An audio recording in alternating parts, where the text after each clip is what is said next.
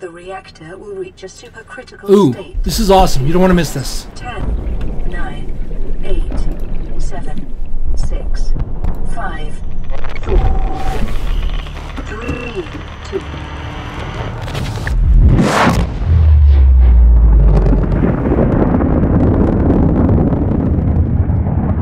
That is so awesome.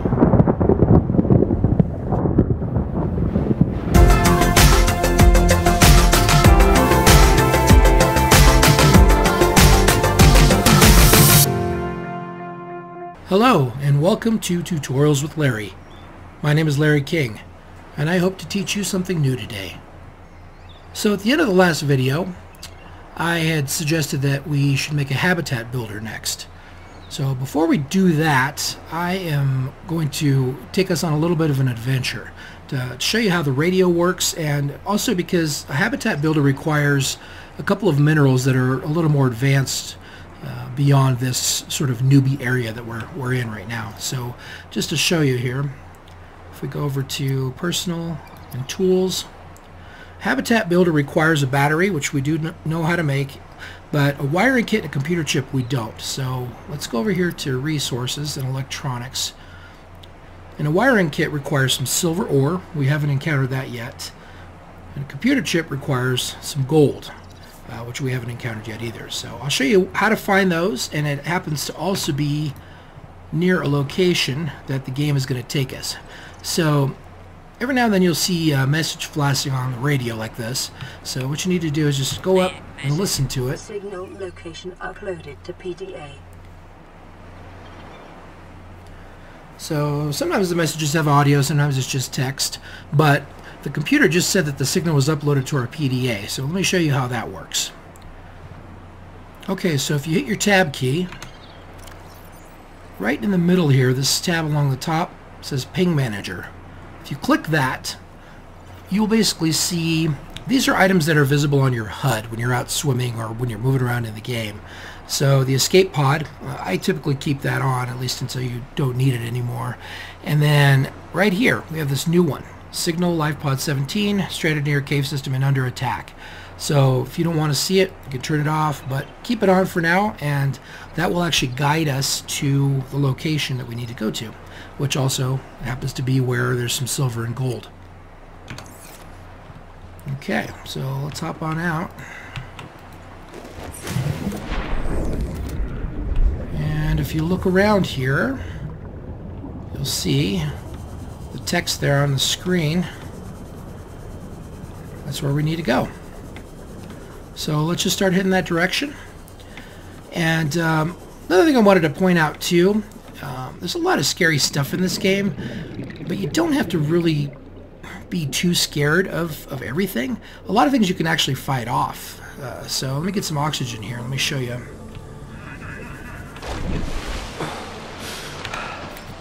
So just pull out your knife, and if you're ever getting attacked by something nasty, like these guys here actually can kill you, just whack them with your knife, and they bleed this greenish yellowish blood, and they'll just run away. They'll come back in a few minutes, but it's a good way to kind of chase them away.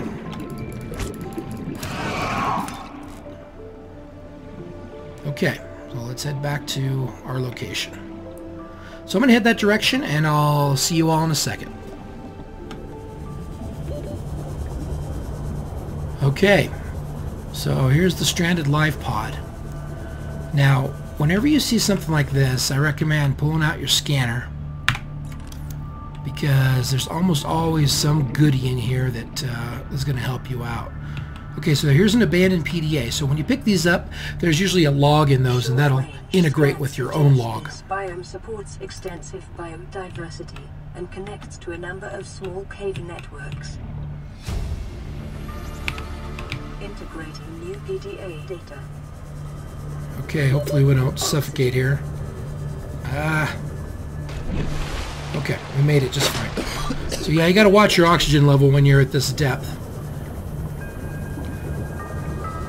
So let's pull out our scanner here. There's something fun sitting right here. A sea moth fragment. Okay, That is a really cool, awesome thing, and we'll definitely talk more about that later. But any of these fragments you see, you want to scan, because you need, I think, 3 of them. Yes, we have 1 out of 3. So basically, just look around the area, see if you see anything that looks like it's scannable. It doesn't look like there's anything else in here. Oxygen. And we have to swim to the surface again. But we did find that PDA information, and if we open up our log, as soon as we black out,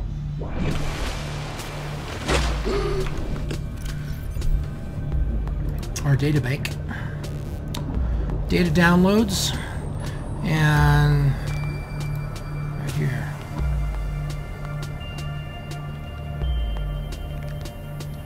Okay, so basically it talks about how the Aurora had all this cool stuff on it. So that's kind of a clue. So at some point you're going to need to go visit the Aurora.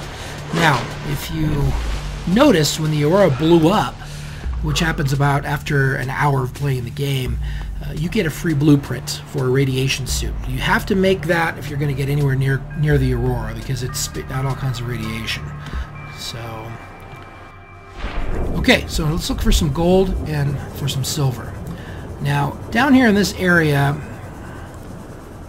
you'll see, so these right here, these limestone outcrops, we've already seen those. But there's another smoother looking rock, like this, the sandstone outcrop. Go and click those. Wiring kits are an essential component of many habitat modules. Yeah, and watch out for these sharks. They're kind of nasty. They live under the sand and they jump out and scare the crap out of you. Anyway, those smoother stones are what you're looking for. Those contain gold, those contain lead, and silver, and maybe some other stuff too. So I recommend taking your time, finding a couple gold, a couple silver, and I'll meet you back at our life pod. Okay. Before we build our habitat builder, I wanted to show you how to gather one more resource. If you open up your blueprints here, under computer chip, you'll see that you need to get something called table coral sample. Now most of the stuff you gather is just kind of sitting, you know, on the bottom. You just click on it to grab it. Table coral sample is a little different. So you actually need your knife. Table coral is actually everywhere, so all you gotta do is walk up to it and whack it. And then we need 2 of them for this recipe, so that's it. So let's go ahead and build our habitat builder.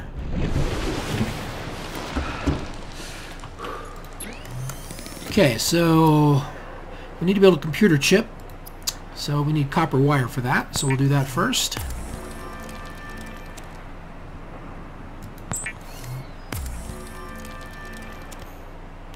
Okay, now by building the computer chip, you can see on the left there I unlocked a new blueprint.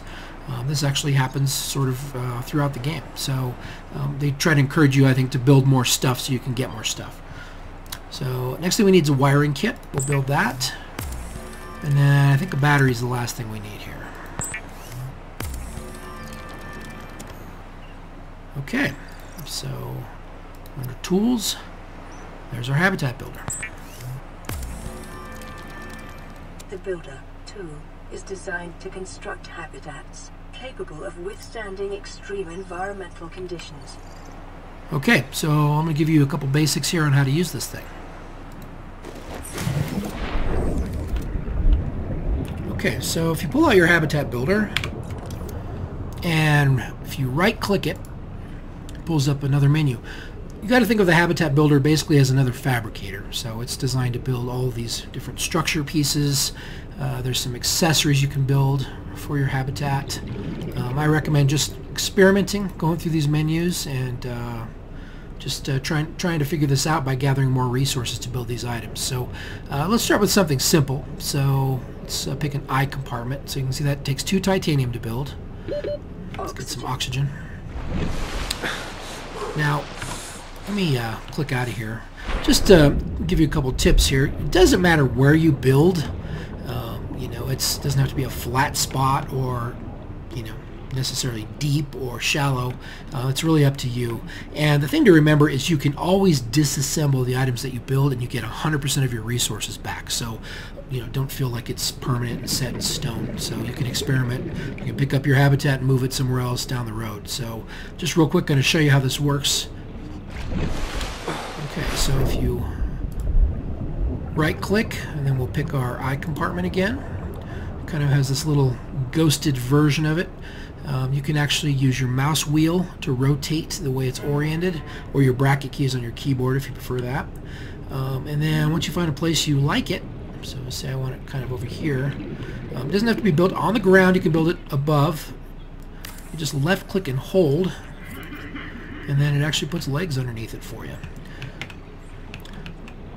So this really doesn't do you a lot of good unless you build a hatch. Then once you build a hatch, you can actually build it and it will attach right to the edge here, and then you can actually go into your structure that you just created. Now the other thing is you will need power. It doesn't generate oxygen by itself, but if you create a power source such as a solar panel, right here shows you the ingredients you need, and attach it to your habitat, it will actually generate power and generate oxygen for you. So the next video, I'm going to get into some more details about building a habitat and some of the resources you need to do that. So just have fun, and I look forward to seeing you next time. Thanks.